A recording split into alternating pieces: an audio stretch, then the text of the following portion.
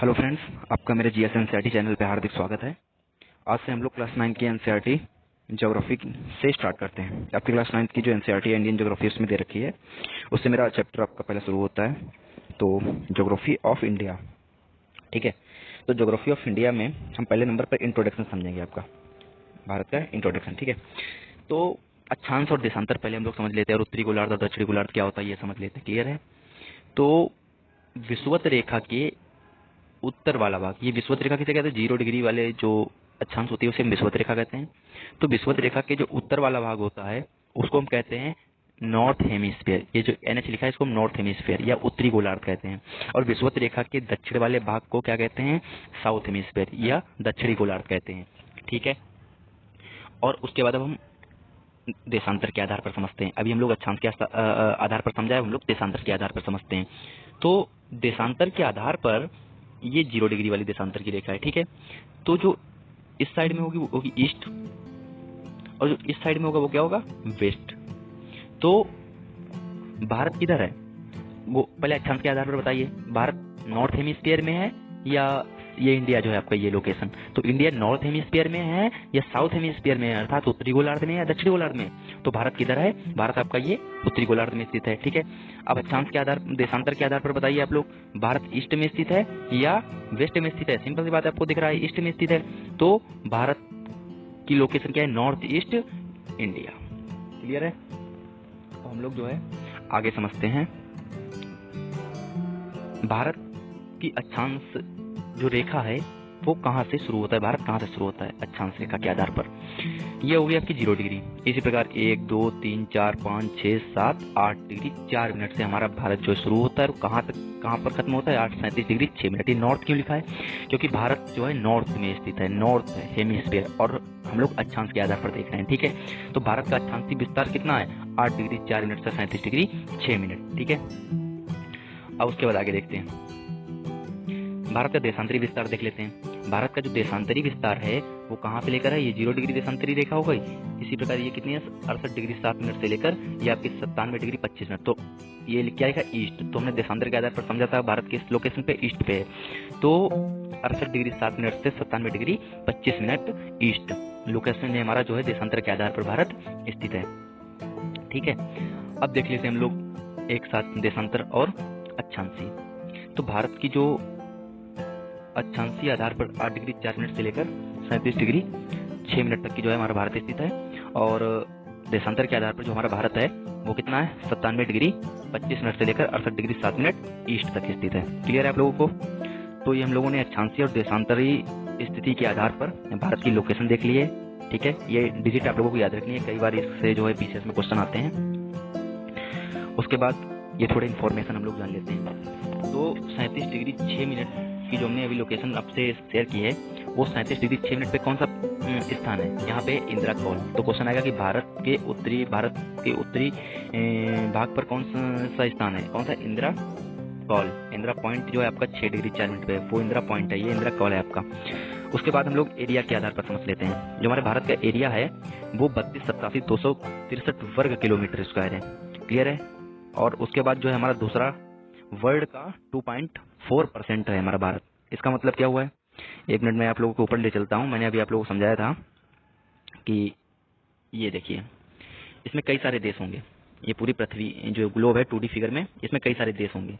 तो उन सभी देशों में जो भारत कितना स्थान घेरता है? 2.4%। 2.4% आपका जो भारत है वो स्थान घेरता है, ठीक है। तो ये वाला पॉइंट क्लियर हो गया होगा। हम लोग देखते हैं आगे। और एरिया के आधार पर भारत जो है 7th लार्जेस्ट कंट्री है, area wise 7th largest country. उसके बाद पॉपुलेशन के आधार पर देख लेते हैं कितनी पॉपुलेशन है भारत की। 130 से 40 करोड़। अभी जनगणना आई नहीं है तो मैंने 140 करोड़ यहाँ पे लिख दिया आप लोगों की। अब हम लोग देखते हैं कि कितना है वर्ल्ड में population. 17.7% of the world, second largest country है पॉपुलेशन वाइज, ठीक है। तो हमने अभी समझा था 37 डिग्री 6 मिनट पे इंदिरा काल है। इंदिरा काल कहाँ स्थित है? जम्मू कश्मीर में। और 8 डिग्री 4 मिनट जो नॉर्थ स्थित है वो कन्याकुमारी। आप लोगों ने कई जगह पढ़ा होगा केप केमोरिन। इसे केप केमोरिन क्यों कहा जाता है? क्योंकि भारत की स्थिति इधर केप के आधार की है, ठीक है। इसलिए कन्याकुमारी में एक स्थान है उसको हम केप केमोरिन भी बोल देते हैं। क्लियर है? तो 68 डिग्री 7 मिनट, ये देखिए ये वेस्ट में। ये गुजरात में एक स्थान है गोहर माता। तो 68 डिग्री 7 मिनट पे क्या है? ईस्ट में। 68 डिग्री 7 मिनट ईस्ट यहाँ क्या है, गौर माता। ये इंडिया का वेस्ट पार्ट है, लेकिन देशांतर के आधार पर ईस्ट है, याद रखना, कंफ्यूज मत होना। उसके बाद 97 डिग्री 25 मिनट, यहाँ पे क्या स्थित है, अरुणाचल प्रदेश में एक जगह है किबिथु, तो वो स्थित है, ठीक है। अब हम लोग नीचे देखते हैं, तो 8 डिग्री 4 मिनट मैंने बताया। यहाँ से क्वेश्चन कैसे आएगा कि भारतीय मुख्य भूमि का दक्षिणी बिंदु, अर्थात south southern most point of India mainland, तो वो क्या है, कन्याकुमारी या केप कैमोरेन, ठीक है। अगर आए क्वेश्चन कि भारत का दक्षिणी बिंदु या southern most point of India, तो क्या लिखोगे, तो लिखोगे इंदिरा पॉइंट। ये जो है ये मुख्य भूमिका है भारत की, ये मुख्य भूमिका नहीं है, भारत का दक्षिणी बिंदु है। 6 डिग्री 4 मिनट पे इंदिरा पॉइंट यह है अंडमान एंड निकोबार में। क्लियर हो गया। अब हम लोग अगले स्लाइड समझते हैं। तो ये देखिए, इससे कई बार क्वेश्चन आते हैं पीसीएस में। 8 डिग्री चैनल जो है वो किन दो स्थान को डिवाइड करता है, ये मालदीव एंड मिनिकॉय को, ठीक है। ये किसको 8 डिग्री चैनल, मतलब ये 8 डिग्री अक्षांश। ये नॉर्थ क्यों लिखा है, क्योंकि नॉर्थ भारत की स्थिति है अक्षांश के आधार पर क्या है, नॉर्थ में स्थित है। तो 8 डिग्री चैनल किसको किसको डिवाइड करता है, मिनिकॉय एंड मालदीव को, ठीक है। 10 डिग्री चैनल किसको किसको डिवाइड करता है, अंडमान एंड निकोबार को। क्लियर है। तो और भारत को 2 बराबर भागों में बांटने वाली रेखा कौन सी है, कर्क रेखा। बस इसमें इतना ही स्लाइड में कहा गया है। क्लियर है, इसमें कोई दिक्कत नहीं होनी चाहिए। उसके बाद समुद्री जो कोस्टल स्टेट या समुद्र तटीय राज्य हैं, कितने, 9 टोटल समुद्र तटीय राज्य कितने, 9 हैं। ये कई बार क्वेश्चन पूछ लिया जाता है, कितने टोटल है, 9 है। फिर पूछा जाएगा कि वेस्टर्न घाट में कितने स्थित हैं। वेस्टर्न घाट में यहाँ तमिलनाडु से लेकर गुजरात तक की है, ठीक है। तापी नदी से लेकर नीचे कन्याकुमारी तक कह सकते हो। तो कितने, 6 टोटल हैं वेस्टर्न घाट में। कौन कौन से,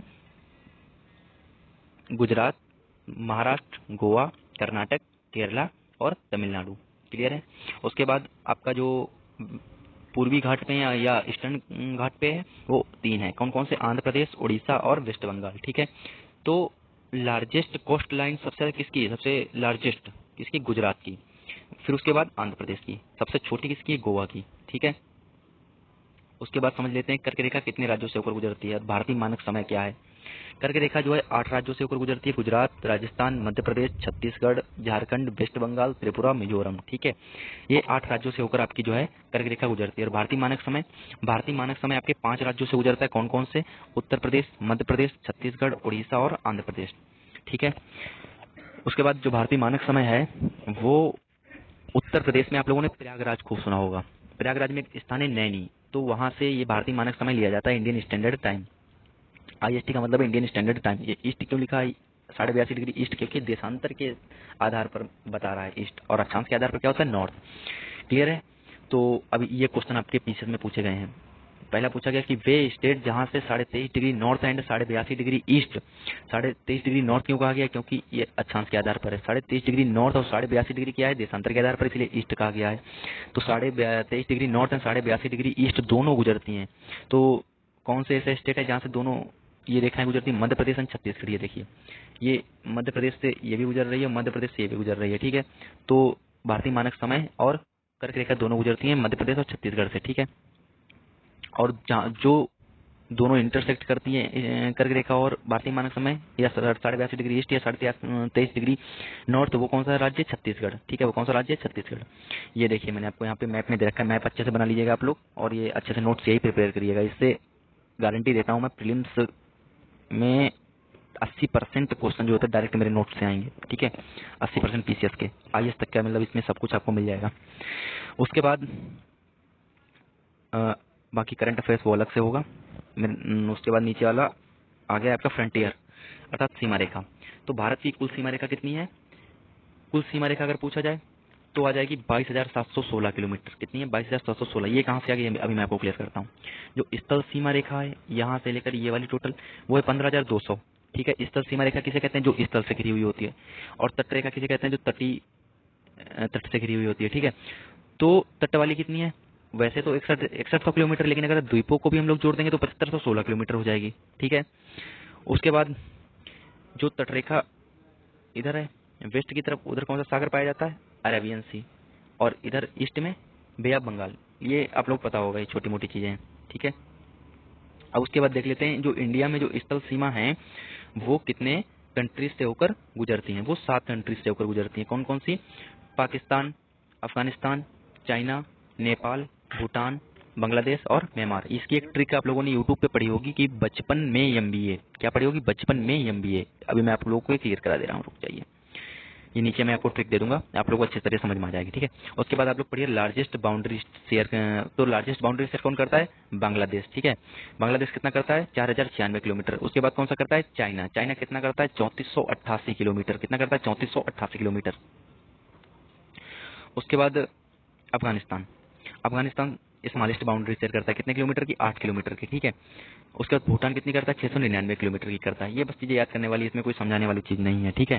तो आप लोग इसको तो याद ही करना पड़ेगा, बाकी जो समझाने वाली चीज़ होगी वो मैं अच्छे से समझाऊंगा। आगे कल कई सारे कंसेप्ट आएंगे, उनको अच्छे से हम लोग क्लियर करेंगे। जो जल सीमा है वो 3 कंट्रीज से होकर गुजरती है, मालदीव, श्रीलंका और इंडोनेशिया, ठीक है। याद रखना कि जल सीमा भारत के साथ कौन कौन शेयर करता है, मालदीव, श्रीलंका ये और इंडोनेशिया, 3 स्टेट हैं आपके, कंट्रीज हैं। उसके बाद नीचे देखते हैं, तो यहाँ पे आप लोगों को हम ट्रिक समझा दे रहे हैं।